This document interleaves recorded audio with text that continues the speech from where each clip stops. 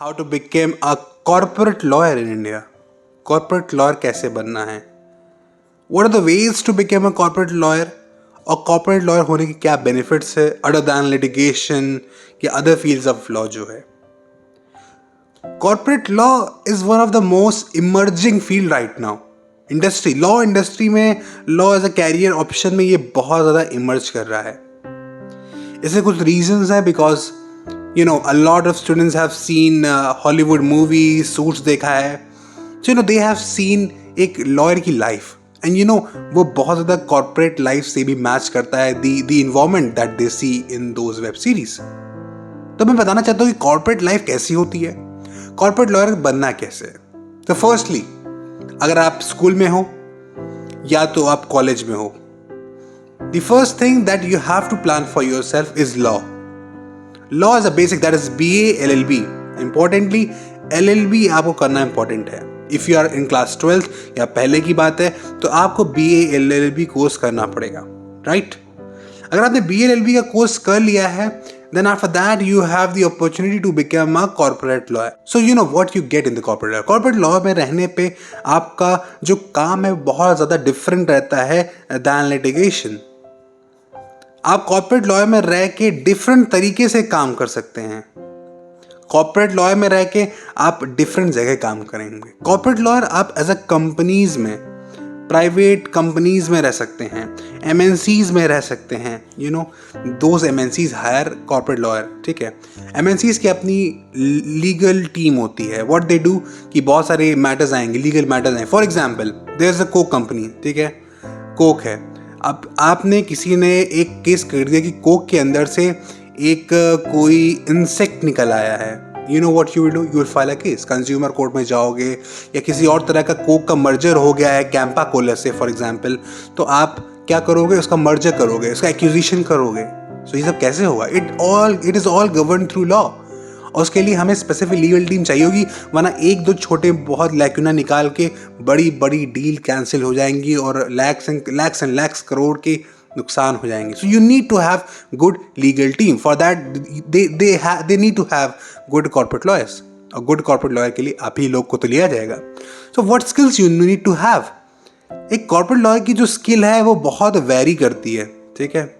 Basic skill सबकी वही रहेगी, बेसिक स्किल वही है जो आप लॉ स्कूल में पढ़ते हैं, बट वो बहुत ज़्यादा स्पेशलाइज हो जाती है। आप किस फील्ड में जा रहे हैं, किस कंपनी में जा रहे हैं। फॉर एग्जाम्पल, अगर आप एक ऐसी कंपनी में जा रहे हैं जिसका मेन रोल स्टॉक मार्केट से रिलेटेड है, so you need to know कि स्टॉक मार्केट, उससे रिलेटेड जितने लॉज हैं, सेबी की जितनी रेगुलेशंस हैं और जितनी चीज़ें उसको गवर्न कर रही हैं, और जितना वो काम कर रहा है, वो एक्विजिशन कर रहा है, वो ट्रेडिंग कर रहा है, एंड अकॉर्डिंगली जो लॉज पूरा उसे गवर्न कर रहा है, क्या आप उसको जान रहे हैं, समझ रहे हैं, उस पर स्पेशलाइजेशन है आपको?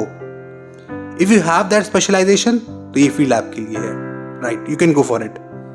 तो मैं यही बोल रहा हूँ, हर फील्ड की अपनी स्पेशलाइजेशन है। अब कॉर्पोरेट में दो तरह चीज़ें वर्क करती हैं। आप डायरेक्ट एमएनसीज कंपनीज में वर्क करेंगे, या तो आप थ्रू लॉ फर्म्स में काम करेंगे, राइट।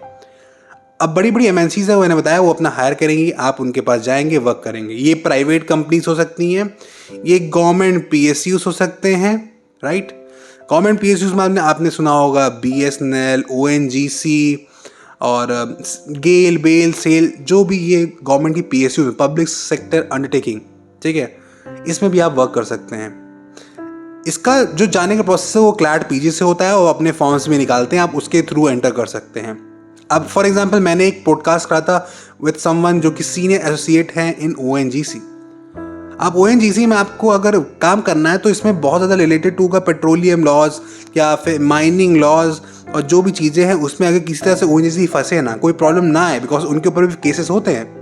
फॉर एग्जाम्पल, एक कंपनी है, वो माइनिंग कर रही है कोल की, ठीक है, कोल इंडिया लिमिटेड। वो एक माइनिंग कर रही है समवेयर इन झारखंड, और वहाँ पे ट्राइबल्स के अफेयर्स मैनेज हो रहे, प्रॉब्लम हो रही है, and they have come to supreme court कि भैया this is the problem with us, ये हमारे पास ये माइनिंग कर रहे हैं while we have something under schedule 6, तो ये सब रुकना चाहिए। अब you need to know what is schedule 6, you need to know कि वो चीज़ें कैसे गवर्न हो रही है। अगर आपको ये सब नहीं पता है तो आप कैसे उनके लिए बेनिफिशियल साबित होंगे? At the end it all roots back to, absorbs back to कि आप उनके लिए कितने प्रॉफिटेबल हैं। राइट। अगर आप किसी के लिए लैक्स करोड़ का फ़ायदा करा पा रहे हैं, बचा पा रहे हैं, so you deserve lakhs and lakhs of rupees. इसलिए हमेशा कॉर्पोरेट वर्ल्ड में देखेंगे salary is really high, salary बहुत ही अच्छी रहती है, राइट। अब देखिए, मैंने जैसे आपको यहाँ बताया कि आप प्राइवेट में जा सकते हैं, प्राइवेट के साथ गवर्नमेंट PSUs में एंटर कर सकते हैं, ये आपकी एक फील्ड हो गई। Well other is law firm. बहुत सारी कंपनीज हैं जो लॉ फर्म्स को डायरेक्ट हायर करती हैं। वो अपने साथ लीगल टीम को नहीं रखती। वो चाहती हैं जब मुझे बड़ा मैटर आएगा तो मैं लॉ फर्म को डायरेक्ट हैंडल कर लूँगा, उनको मैं अपने पास रख लूँगा, वो मेरे मैटर को देख लेंगे। फॉर एग्जाम्पल, आप जानते होंगे शार्क टैंक के एक बहुत बड़े जज हैं, हिज नेम इज शाकिस, जिनका नाम है अशनीक ग्रोवर। वो बहुत बड़े केस में फंसे हैं, लाइक ठीक है, भारत पे वाले में। एक साइड ने उसमें शार्दुल अमरचंद मंगलदास, जो आपने सुना होगा, वो उसको भी उन्होंने उसको एज ए लॉ फर्म रखा है। That is a law firm. आप उसमें वर्क करेंगे तो आप इवेंचुअली आप इनडायरेक्टली उन बड़ी बड़ी कंपनी के साथ काम करेंगे। Because for example ABCD companies हैं, ठीक है, एंड वो अपनी नहीं करी तो कहेंगे भैया मैं काम करता हूँ कैम सैम, ये सब जो लॉ फर्म से, इनके साथ मैं काम कर लूँगा जब ज़रूरत होगी। And you are an associate there, आप यहाँ पे, तो ये भी एक लॉ फर्म हुई। मेनली लॉ फर्म में जो काम रहेगा आपका, ये मैं समझा देता हूँ। मोस्टली काम जो रहता है वो रहता है रिसर्च वर्क का, वो रहता है समथिंग लाइक ड्राफ्टिंग का काम रहता है। मोस्ट ऑफ द टाइम्स आपको टाइम नहीं मिलेगा कि आप जाके केसेस को फाइट करोगे, आप अपने केसेस को प्रेजेंट करोगे इन दी कोर्ट्स, ठीक है। अगर आप वो सोच रहे हो कि आप लॉयर भी रहोगे, आप कोर्ट्स में रिप्रेजेंट भी करोगे, आप फाइलिंग भी सब, तो ये सब पॉसिबल नहीं है बीइंग अ कॉर्पोरेट लॉयर। आप समझ पा रहे होंगे what I am trying to say. इसके लिए आपको at the end core litigation में जाना पड़ेगा, जो कि आप हर चीज़ प्रैक्टिस करें। आई हैवंट सीन समवन जो इन दोनों को चीज़ों को मैनेज कर रहा है। इट इज जस्ट कि वो किसी ना किसी एक फील्ड, एक सेक्शन में इस पूरे लिटिगेशन वर्क में लगा रहता है as an associate, right. Promotions बढ़िया रहते हैं, सैलरी बढ़िया रहती है। आई हैव हर्ड कि 8-10 ईयर्स में सम गुड जो एसोसिएट है वो एक पार्टनर तक बन जाता है। They earn pretty high decent amount, ठीक है। तो मैं कहना क्या चाह रहा हूँ, you have a good salary. और ये डिफ्रेंशिएट करता है आपको लिटिगेशन से। लिटिगेशन में प्रॉब्लम क्या है, इनिशियल एयर्स में आपकी कोई इनकम नहीं रहती है, एफर्ट तो नेक्स्ट लेवल रहता है, जो आप दिन भर लगे रहेंगे, रात भर लगे रहेंगे, अपने केस फाइल्स, डेट्स, अपीयरिंग, आपको सब प्रिपेयर करना। यहाँ पे एक सेक्शन का काम करना, सिर्फ रिसर्च या सिर्फ ड्राफ्टिंग या दोनों का काम। यहाँ पे रिसर्च भी कर रहे हो, ड्राफ्ट भी कर रहे हो, प्रेजेंट भी कर रहे हो, सब कुछ आप कर रहे हो, क्लाइंट डीलिंग भी आप ही कर रहे हो। It's a lot of cumbersome job litigation है, और इनिशियल टाइम में पे नहीं करती है। बहुत सारे लॉयर्स ऐसा फील करते हैं जो कॉर्पोरेट में वर्क कर रहे हैं, लाइक कि they are not representing their cases. उसके वजह से उनको मेन लॉयर की फील नहीं आ पाती। सो फॉर दैट लिटिगेशन इस वजह से बहुत अच्छा रहता है, दैट इज अ कोर। अब आप जानेंगे कि what is the process to become a good lawyer. आप गुड कॉर्पोरेट लॉयर बनने का प्रोसेस कर दीजिए। पहला प्रोसेस क्या है कि कॉलेज के टाइम से ही आप मेहनत करना चालू कर दीजिए, वर्क करना चालू कर दीजिए।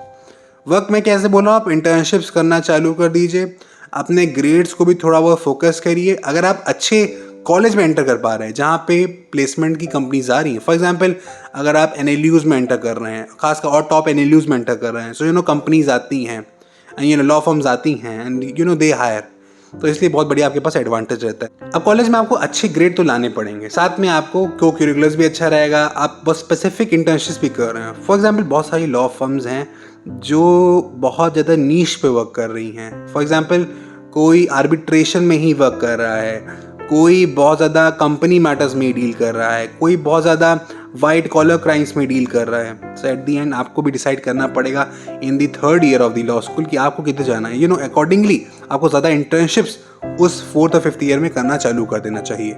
ज़्यादा इंटर्नशिप्स लॉ फील्ड में करनी होंगी, law as an corporate field में आपको इंटर्नशिप्स करनी चाहिए, क्योंकि आपको जितना ज़्यादा एक्सपीरियंस है, जितना ज़्यादा आपको नॉलेज रहेगी, तो आपको वहाँ से उतना ईजिली आपको PPO एंटर करना पॉसिबल रहेगा। एट दी एंड आप NLU के हो या किसी और कॉलेज के हो, इट ब्रेक डाउन्स टू कि आप कितने टैलेंटेड हो और कितना उसके लिए वर्क करने लायक हो, कितना उसको आउटपुट दे सकते हो। ये अगर नहीं है तो आप हर वर्ड से पढ़ के आए हो, it doesn't matter. At the end you need to be really productive, आपको उनके काम आना चाहिए, राइट।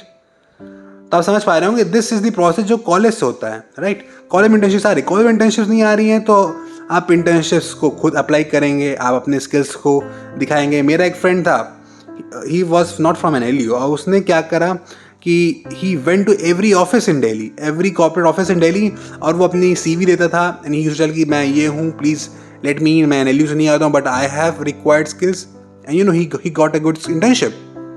तो एट द एंड आपको मेहनत दिखाना पड़ेगा, आपको अपना स्ट्रगल वर्क दिखना पड़ेगा, देना पड़ेगा। This is what the process looks like. If you go through this process, पूरे लॉ स्कूल की प्रोसेस है ये, ऐसा अगर प्रोसेस से गो थ्रू करेंगे so ultimately you can land up in a law firm. That is what the process is. So I hope I was clear. कुछ clear ना हो रहा हो so you can comment down below. Do subscribe the channel please. Thank you. This is Avinash Tiwari, student at RMNLU, signing off.